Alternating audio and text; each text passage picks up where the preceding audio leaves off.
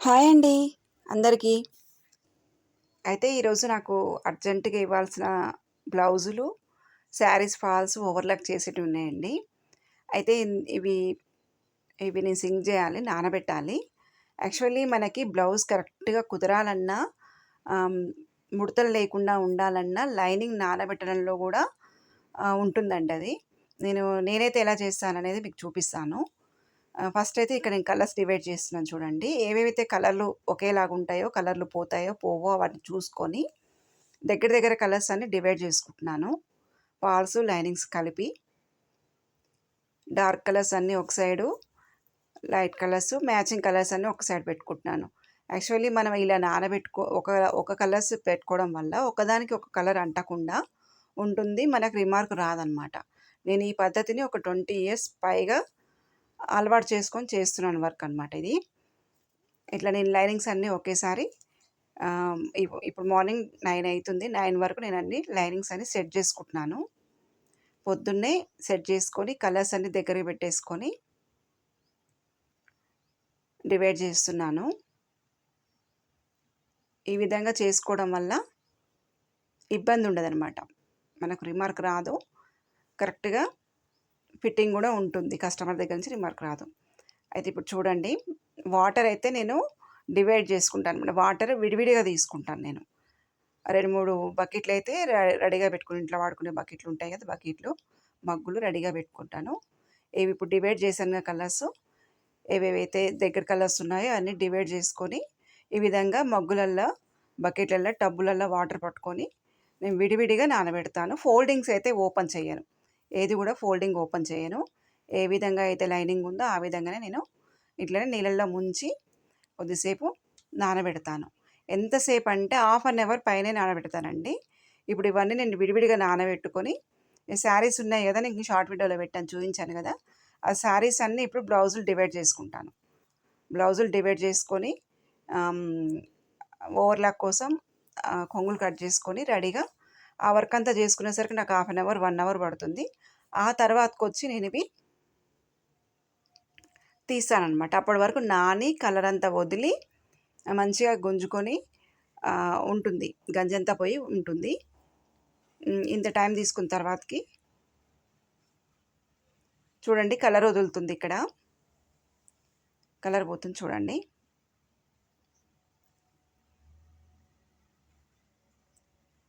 ఈ విధంగా చూసుకోవాలి కూడా, కలర్ ఏమైనా పోయి వేరే దానికి, ఇప్పుడు ఆరెంజ్ కలర్ లాగా ఉంది కదా, అది ఎల్లోకి ఏమైనా అంటుతుందని చూసుకోవాలి. చూసుకొని చెక్ చేసుకొని పక్కన పెట్టేసి వెళ్ళిపోవచ్చు ఇంకా. ఎల్లో మెంతి పిండి కలర్ది పోతుంది కానీ వేరే ఏం పోట్లే. ఇందులో కూడా చూడండి కలర్ వదులుతున్నాయి. బాగా నానినప్పుడు కలర్ మంచిగా వదులుతుంది. ఇలా చేసుకోవడం వల్ల మనకు కస్టమర్ దగ్గర నుంచి రిమార్క్ ఉండదు. వాళ్ళు వెళ్ళి వేసుకొని బట్టలలో పెట్టి ఉతికితే కలర్ వదలలేదనుకోండి, మనకు కొంత టైలర్స్‌నే లైనింగ్స్ తీసుకొచ్చి కుట్టండి అని చెప్తారు. మనం తీసుకొచ్చి ఊరికనే నీళ్ళలో ముంచి అట్లా ఏస్తే రిమార్క్ వస్తుందనమాట. మంచిగా తీసుకురాలేదు అని అంటారు. ఇప్పుడు చూడండి నేను 1 అవర్ తర్వాతకొచ్చాను ఇప్పుడు. అవన్నీ క్లీన్‌గా కట్ చేసుకొని శారీసు. ఎంత కలర్ పోయింది చూడండి. ఈ కలర్స్ ఇట్లా ప్రతీదీ కలరే పోయింది ఇందులో.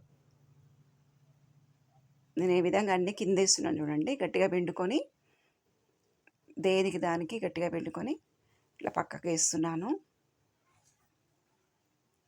ఇంకా హాఫ్ అన్ అవర్, 1 అవర్ ఇలా నానబెట్టుకోవాలి. దీనికి ఉన్న గంజి కలర్ అంతా వదులుతుంది.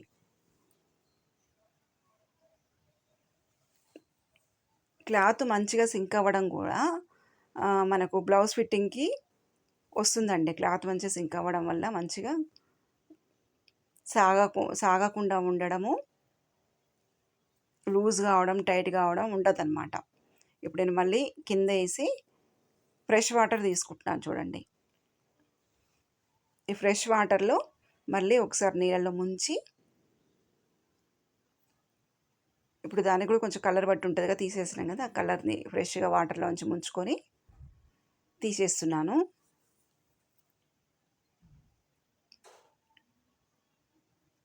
ఈ విధంగా అన్నీ తీసేసుకోవాలి.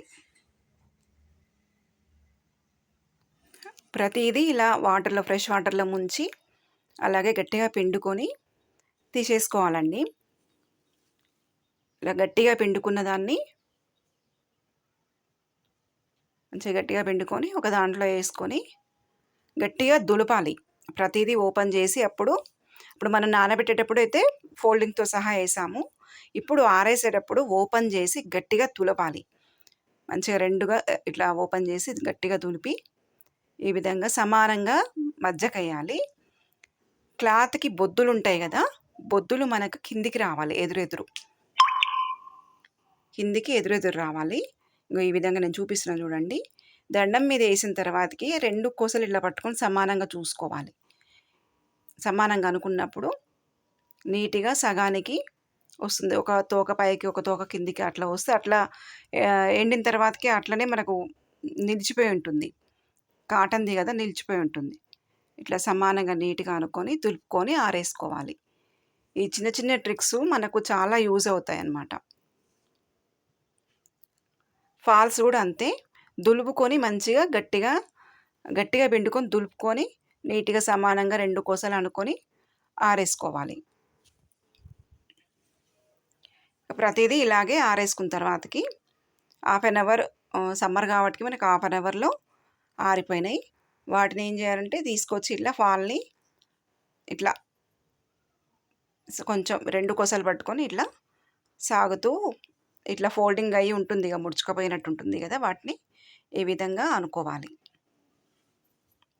ఒక టైలర్‌కి ఎంత పని ఉంటుంది చూడండి. ఒక బ్లౌజ్ కానీ ఒక ఫాల్ కానీ వేయడానికి ముందు పని ఉంటుంది. టైలర్ బ్లౌజ్ మిషన్ మీద కటింగ్ కానీ కుట్టుడు కానీ, కుట్టిన తర్వాతకి చేతి పని కానీ, అయిన తర్వాతకి ఫినిషింగ్ వర్క్ కానీ, ఇవన్నీ పర్ఫెక్ట్‌గా చేసినప్పుడే ఒక కస్టమర్ మనకు నిలిచిపోతారనమాట. కొన్ని సంవత్సరాల నుంచి కొంతమంది కస్టమర్స్ నాకు అలాగే ఉండిపోయారు. ఫాల్ పిండిన తర్వాతకి ఫోల్డింగ్ చేయకుండా అస్సలు ఉండొద్దండి. ఖచ్చితంగా ఫాల్ ఫోల్డింగ్ చేసి పెట్టాలి. లేకపోతే తీసుకొచ్చి అలాగే వేసామనుకోండి, మళ్ళీ ముడతలు పోయి మళ్ళీ పిండుకోవాల్సిన పరిస్థితి ఏర్పడుతుంది. ఎప్పుడైతే ఫాల్ పిండుతామో తీసుకొచ్చి ఎమ్మటే ఫోల్డింగ్ చేసుకొని పెట్టుకోవాలి. అన్నీ ఈ విధంగానే చేసి పెట్టాను చూడండి ఇక్కడ. లైనింగ్ కూడా అలాగే. ఇప్పుడు లైనింగ్ తీసుకొచ్చి ఆ కొసలు ఓపెన్ చేసిన తర్వాతకి కొసలు ఉన్నాయి చూడండి, ఆపోజిట్ డైరెక్షన్‌లో మనకు ఇప్పుడు నేను చూపిస్తున్నాను చూడండి, అలా సాగదీయాలన్నమాట. ఆ కొస ఈ కొసని బట్టి సాగదీసి ఇప్పుడు నేను చూపించే విధంగా ఇట్లా సాగదీస్తూ ఉండాలి. క్లాత్‌ని సాగదీసుకొని ఇప్పుడు ఫోల్డింగ్ చేసుకోవాలి. ఈ విధంగా ఫోల్డింగ్ చేసుకోవడం వల్ల ముడతలు లేకుండా, ఐరన్ కూడా లేకుండా మనం బ్లౌజ్ కట్ చేసుకోవచ్చు. ఇష్టం ఉంటే ఐరన్ చేసుకోవచ్చు, లేకుండా అలాగే మనం బ్లౌజ్ కూడా కట్ చేసుకోవచ్చు. చూడండి, ఆ కోస ఈ కోస ఎదురు కొసలు పట్టుకొని ఈ విధంగా సాగదీసి ఫోల్డింగ్ చేసుకోవాలి. ఈ విధంగా ఫోల్డింగ్ చేసుకొని లైనింగ్ అన్నీ ఇలాగే నీట్‌గా అనుకొని ఫోల్డింగ్ చేసుకుంటే మనకి ఏంటి ప్లస్ అంటే,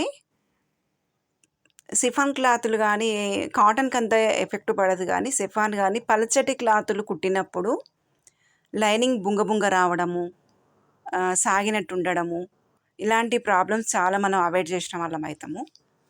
అది గుర్తుంచుకోండి బాగా. ఇంతవరకు చేయాలన్నా అంటే ఖచ్చితంగా చేయాలండి. ఎందుకంటే ఒక బ్లౌజ్ అంటే ఈజీ కాదు. ఒక శారీకి 500 పెట్టి శారీ కొన్నారంటే బ్లౌజ్ చాలా ఇంపార్టెంట్ ప్రతి కస్టమర్‌కి. ఇవన్నీ గుర్తుపెట్టుకొని ఖచ్చితంగా నీట్‌గా ఫినిషింగ్ వర్క్ చేసుకోవాలా మనము. చూడండి, అన్నీ ఇలాగా చేసి పెట్టాను. ఇంత టైం వేస్ట్ వర్క్ అనేసి అస్సలు అనుకోవద్దు. నేనైతే ఈ పద్ధతి చేస్తానండి. ఈ పద్ధతి మీకు నచ్చినట్టయితే లైక్ చేయండి, షేర్ చేయండి, నా ఛానల్ సబ్స్క్రైబ్ చేసుకోండి. Thank you.